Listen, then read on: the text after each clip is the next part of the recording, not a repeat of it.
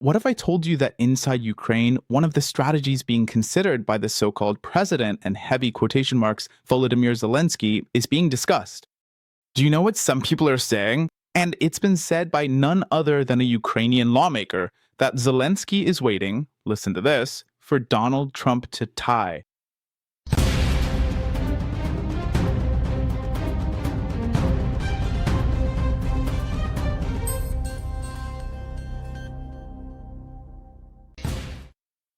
The results are already in from the meeting about using frozen Russian assets, handing them directly over to Ukraine. And, well, in the end, the European countries end up with a huge problem, mainly a legal one, when it comes to using assets that aren't theirs, right? But anyway, before we talk about that, because of course we have the information, it turns out that in Ukraine, today, some of the strategies they're considering have started to come to light. Zelensky. And one of them would be the end of Trump, not just the end of his political life, but in general. Zelensky is actually talking about the physical elimination of his political opponents. This is what Artyom Dimitrov, as we've mentioned, a Ukrainian parliamentarian, has written. The leader of the Kiev regime then supposedly wished death upon the President of the United States during a press conference, according to what the exiled member of the Supreme Rada wrote on his Telegram channel. From the Ukrainian parliament, Artyom Dimitrov. The Ukrainian politician referred to Zelensky's speech this Thursday in Brussels, where he stated that, as of today, the United States does not see Ukraine as a NATO member, although this could change over time. Perhaps the stance will shift in the future. Politicians change. Some live, others die. That's life. These were the words of Volodymyr Zelensky himself. In the legislator's opinion, this statement cannot be interpreted any other way. He is referring specifically to Trump and his team, who, according to Dmitry, consistently and logically oppose Ukraine joining NATO and the continuation of the conflict. It's truly insane that they would say this right at a meeting of the European Union countries themselves. Zelensky is in fact talking about the physical elimination of his political opponents. I've talked about this on more than one occasion. Zelensky has done and will continue to do everything possible to destroy Trump, and everything related to him, both in the political and media spheres, among others. The official went on to add that he also, and this is a very real consideration, keeps in mind what happened in the past. Let's remember, do you recall that Trump was impeached? Does anyone remember? Why was it? It was because of this man, precisely because of Volodymyr Zelensky, who leaked, oh, what a coincidence, that Trump met with him and told him he needed information about the various economic activities, the different positions, companies that the Biden family had in Ukraine. And he told him that if he didn't hand over the information, Ukraine wouldn't receive the aid that the United States normally provided. This was even before the war with Russia started. And, of course, afterwards, Zelensky went to report all of this. And to this day, we all know here what happened. They tried to impeach Donald Trump. And while the political media, for example, already started talking about what's happening with the peace agreements issue, this isn't looking very good. A Ukrainian politician has also echoed this information, which, as we've said, comes from the political media, regarding what happened at the meeting between the different European authorities. But first, he said that the peace agreement with Russia is going to be very bad, or it won't even exist. This is what a Ukrainian politician has said, thanks to the information coming, as we've mentioned, from the political media. Kyiv will have to choose between accepting a very bad agreement or continuing the conflict with Russia. This is what the leader of the ruling Ukrainian party's faction has declared. So, plain and simple. Servant of the people, David Arakamia. This was reported by Interfax Ukraine. Although many still believe we should insist on unrealistic terms for the agreement, all thoughtful people, we understand that this treaty will be bad, very bad, or simply won't happen at all.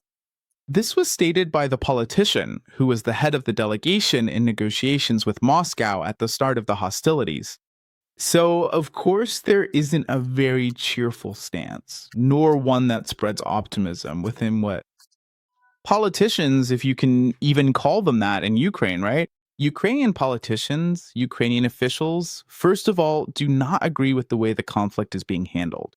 Secondly, they are starting to question whether Zelensky is power hungry or if he is trying to keep all the power concentrated in one person, in himself.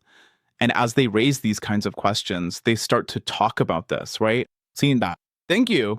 There isn't going to be a peace agreement with Russia that truly benefits Ukraine. But what's worse is if nothing gets signed at all. So, and in fact, we've talked about this, even the US president himself, Donald Trump. He has said that just in case, all or most Ukrainian citizens believe that the peace agreement needs to be signed already. And people didn't look unfavorably on Trump's peace deal.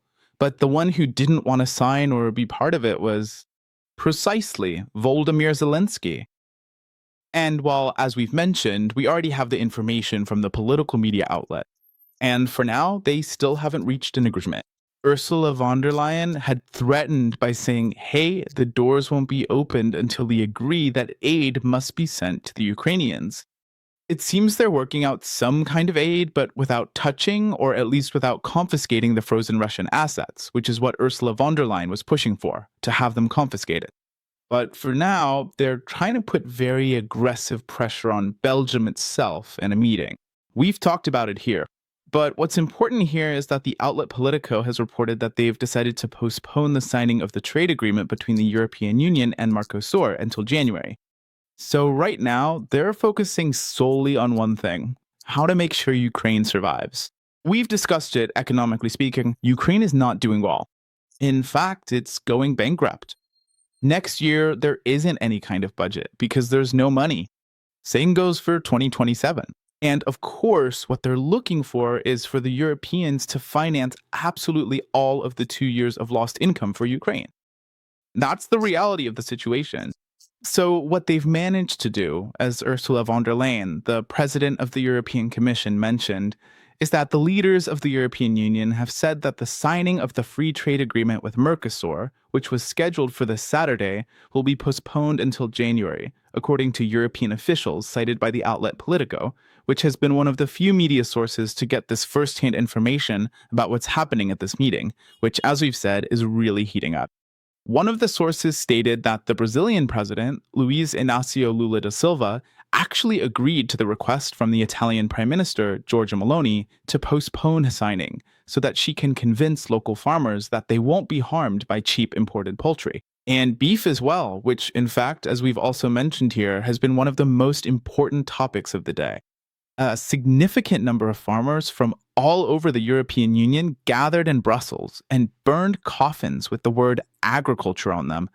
They were protesting, saying this was the end, that they had no way to move forward, that the whole situation, everything they had built over all this time through their economic activity, would be thrown overboard once the agreement with Mercosur is signed.